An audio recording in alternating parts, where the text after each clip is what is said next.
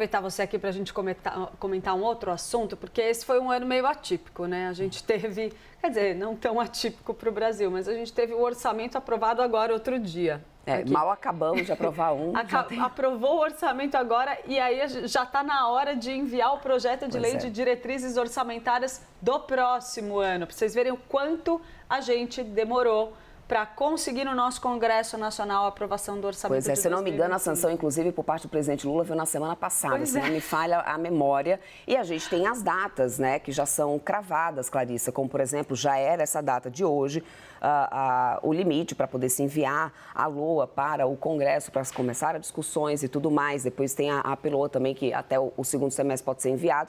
Mas o fato é que, realmente, agora a gente já começa a olhar para o orçamento de 2026. E quando a gente olha para a lei de diretrizes orçamentárias, né, Débora, a gente sempre olha com muita atenção para alguns itens específicos. Vou puxar um aqui em especial que mexe com a vida de muita gente, que é a previsão do salário mínimo, né, por exemplo. A gente começa a ter sinalizações de para onde a gente está indo, quais são as expectativas. Conta um pouquinho para a gente o que já tem de informação a respeito desse projeto de lei. A gente sabe que ainda tem projeto, tem coisa para ser discutido, pode mudar. Vai mudar ao longo do ano, mas já é uma sinalização, né? É uma sinalização. E nesse caso do salário mínimo, de um aumento de cerca de 7%, viu, Clarissa? 7,18%. Isso faz muita diferença na vida de todo brasileiro, ou seja, iria para R$ 1.627. Atualmente está em 1.518. Até separei esses números aqui na tela, porque tem um outro dado muito importante que a gente precisa observar, que é a questão do superávit, do déficit. Isso tudo a gente tem acompanhado muito de perto.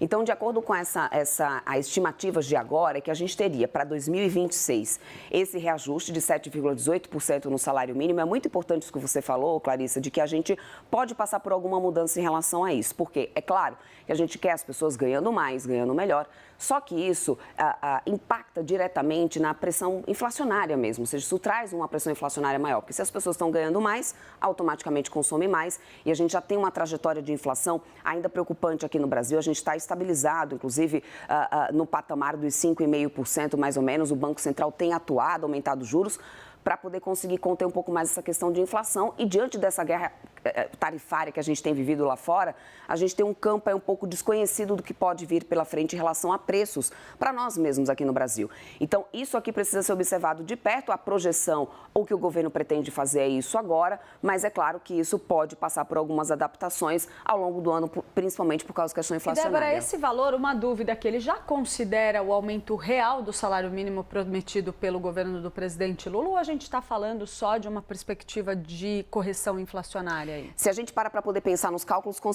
consideraria um aumento real, porque, Clarissa, se a gente tem hoje, nos últimos 12 meses, uma inflação de 5,4% e a gente descontar 7,18%, ou seja, a gente estaria aqui tendo a inflação mais de 2,18% de alta seria o real, se a inflação persistir da maneira como está. E é por isso que é muito discutir, isso ainda pode ser muito discutido até ao longo do ano, porque vai que a inflação ela suba mais ou que ela diminua, isso dá espaço para poder realmente o governo e o Congresso poder discutir ainda esse valor cravado para o final do ano, aliás, para o início do ano que vem, né? Lembrando que até do ano passado para cá, a gente teve que ter o salário mínimo sendo definido ali logo, porque senão as pessoas estariam até agora esperando aumento do salário mínimo, já pensou? Mas essa seria a projeção. E aí a gente conseguiria cobrir a inflação, que seria realmente o mais importante pela projeção que a gente tem de agora. Superávit primário, até então, está previsto para o ano que vem 0,25% do PIB, com aquele espaço de 25% para mais ou para menos. E aqui eu chamo a atenção, Clarissa, porque a gente, quando teve agora, recentemente, né, o orçamento sendo realmente aprovado ali no Congresso e tudo mais, surgiram alguns questionamentos enquanto de onde viria o dinheiro realmente do orçamento para poder cobrir determinadas despesas.